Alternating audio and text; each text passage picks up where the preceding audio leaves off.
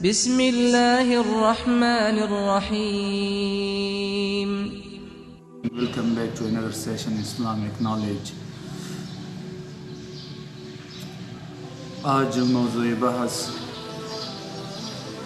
صیام ماہ رمضان روزوں کے متعلق ہے. ارشاد باری تعالی ہے اعوذ باللہ من الشیطان الرجیم یا ایہا الذین آمنوا کتب علیکم الصیام کما کتب علی الذین من قبلکم لعلکم تتقون. صدق اللہ العظیم. اس آیات مبارکہ میں روزوں کی فرضیت واضح ہے اور آگے اس آیات مبارکہ میں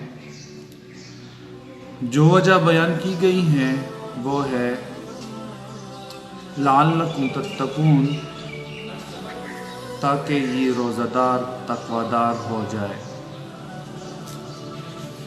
آگے حدیث مبارکہ میں ہے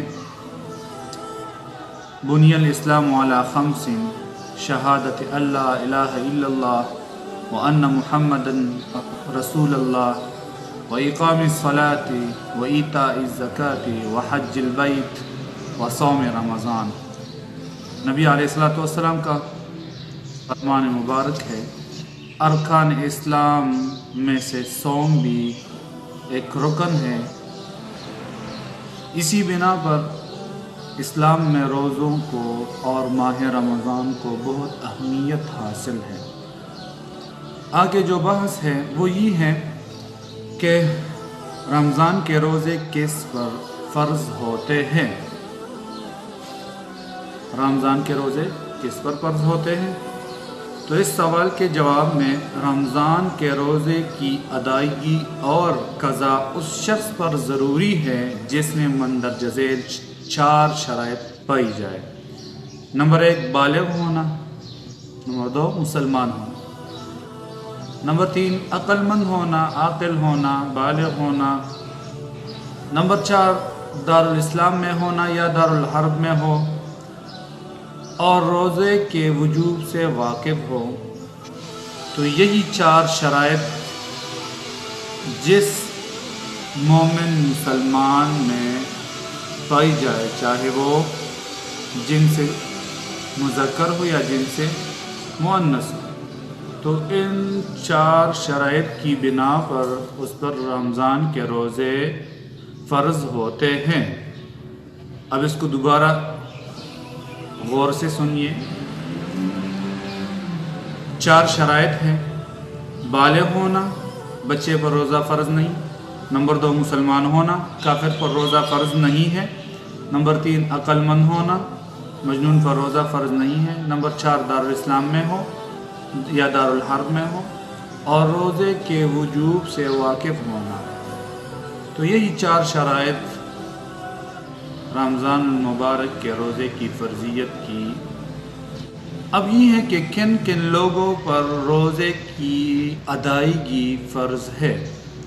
تو اس کے لیے یہ بھی ہے کہ مقیم پر روزہ اس کی ادائیگی فرض ہے، مسافر پر روزے کی ادائیگی فرض نہیں ہے. صحیح سالم شخص پر روزہ اس کی ادائیگی فرض ہے، مریض پر روزے کی ادائیگی فرض نہیں ہے.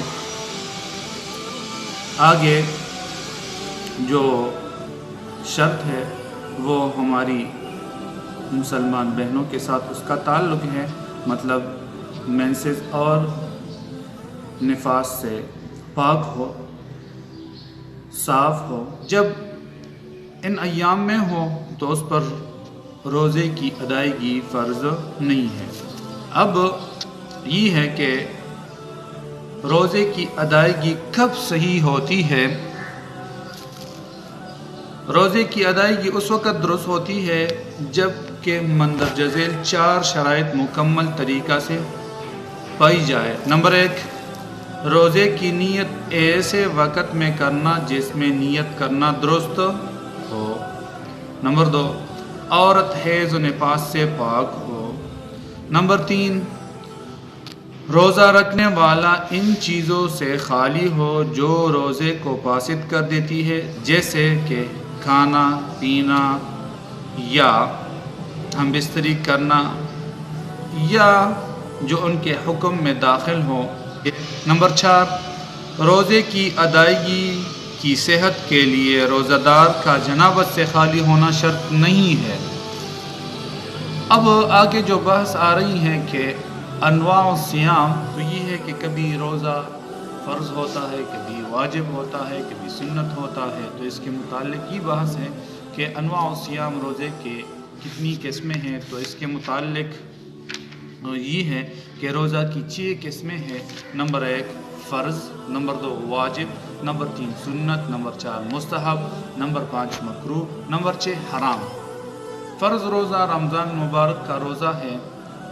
پچھلی جو ہے نا وہ تفصیل بتائی کہ بالغ ہو، مسلمان ہو، عقل مند ہو اور روزے کے وجوب سے واقف ہو، تو اس پر رمضان کے روزے کیا ہے؟ فرض ہے۔ اب 2 نمبر یہ ہے کہ واجب روزہ کب ہوتا ہے، تو اس کی 3 قسمیں ہیں۔ وہ نفل روزہ جس کو روزہ دار نے توڑ دیا ہو تو اس کی قضا کرنا یہ واجب ہوتا ہے، واجب کے زمرے میں آتا ہے۔ مطلب یہ ہے کہ کبھی ایک مسلمان بہن بھائی روزہ رکھ لیتے ہیں نفلی روزہ، اور وہ کسی عذر کی بنا پر توڑ دیتا ہے، تو اس نفل روزہ کی قضا کرنا، اس کا اسی روزے کو رکھنا یہ واجب ہوتا ہے۔ نمبر 2 واجب روزے کی متعلق ہے کہ نظر کا روزہ یہ بھی واجب کے زمرے میں آتا ہے۔ نمبر 3 کفارے کے روزے، کسی نے قسم یا قتل خطا یا جو بھی ہو اس کے متعلق جب روزے رکھنے ہوتے ہیں، کفارہ ہوتا ہے کسی اسلامی حکم کے جبیرے کے متعلق، تو وہ کفارہ ہی کہلاتا ہے۔ تو کفارے کے روزے بھی یہ بھی واجب کے زمرے میں آتے ہیں۔ اس کی تفصیل یہ ہے کہ کفارے کے روزے مندرجہ ذیل 6 صورتوں میں واجب ہو جاتے ہیں۔ نمبر 1 بغیر عذر کے رمضان میں جان بوجھ کر روزہ رکھ کر توڑ دینا، یہ بھی ایک ہے۔ نمبر 2 رمضان مبارک کے دن میں روزہ رکھنے کی حالت میں جان بوجھ کر اسے صحبت کر لینا۔ نمبر 3 زہار کے کفارے کا روزہ رکھنا۔ نمبر 4 قسم توڑنے کے کفارے میں روزہ رکھنا۔ اسی طرح آگے غلطی سے قتل خطا کفارے میں روزہ رکھنا جو اس کے حکم میں ہے، یعنی قتل خطا کے حکم میں اس کی جو کفارہ ہے اور روزے رکھنا، تو یہ بھی واجب کے زمرے میں آتا ہے۔ آگے سنت روزہ، تو آپ صلی اللہ علیہ وسلم سے بہت ایام میں سنت روزے بھی منقول ہے، مگر خصوصی طور پر یوم عاشورہ کا روزہ رکھنا، 9ویں اور 10ویں یا 10ویں اور 11ویں روزہ رکھنا، یہ 7 روزے رکھنا ملا کے 9ویں اور 10ویں یا 10ویں اور 11ویں روزہ رکھنا، یہ سنت نبوی ہے یوم عاشورہ کا روزہ۔ نمبر 4 مستحب روزہ،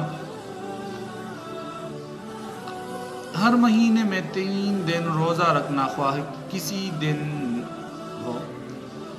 نمبر 2 ہر مہینے کے 13ویں، 14ویں اور 15ویں تاریخ کو روزہ رکھنا، اس کو ایام البیض بھی کہتے ہیں، یعنی سوموار اور جمعرات کو روزہ رکھنا، یہ بھی مستحب روزہ ہے۔ نمبر 4 شوال المکرم میں 6 روزے رکھنا، یہ بھی مستحب کے زمرے میں آتے ہیں۔ یوم عرفہ کا روزہ رکھنا، یہ بھی غیر حاجیوں کے لیے یوم عرفہ کا روزہ رکھنا، یہ بھی مستحب کے زمرے میں آتے ہیں۔ آگے جو بحث ہے وہ مکروہ روزوں کے متعلق ہے۔ تو مکروہ روزہ اس وقت ہوتا ہے جب کوئی ہمارے ایسے سادہ لوگ مسلمان کہ یوم عاشورہ کا روزہ رکھتے ہو اور وہ 9ویں کا رکھ لے، 10ویں کا نہ رکھ لے اور آگے پھر 11ویں کا رکھ لے، تو 9ویں اور 11ویں کا 10ویں کو چھوڑ کے تو یہی مکروہ روزہ شمار ہوتا ہے۔ اسی طرح صوم وصال یعنی مسلسل روزہ رکھنا، اسی طرح کہ آج کے دن افطاری کیے بغیر اگلے دن سحری کے لیے اور سحری کیے ہوئے بغیر کل والے روزے کے ساتھ ملا کے تو اس کو صوم وصال کہتے ہیں۔ اسی طرح روزہ رکھنا مکروہ کے زمرے میں آتے ہیں۔ اور آگے چھٹا نمبر حرام روزہ۔ پورے سال میں، اسلامی سال میں 5 دن ایسے ہوتے ہیں کہ جن میں روزہ رکھنا حرام ہوتا ہے، اور وہ 5 دن دونوں عیدین کے دن، عید الفطر اور عید الاضحیٰ کے دن، اور ایام تشریق 11ویں 12ویں 13ویں ذی الحجہ کو روزے رکھنا یہ حرام کے زمرے میں آتے ہیں۔ اور خلاصہ کلام یہ ہوا کہ انواع الصیام روزوں کی 6 قسمیں ہو گئی۔ نمبر 1 فرض روزہ، نمبر 2 واجب، نمبر 3 سنت، نمبر 4 مستحب، نمبر 5 مکروہ، نمبر 6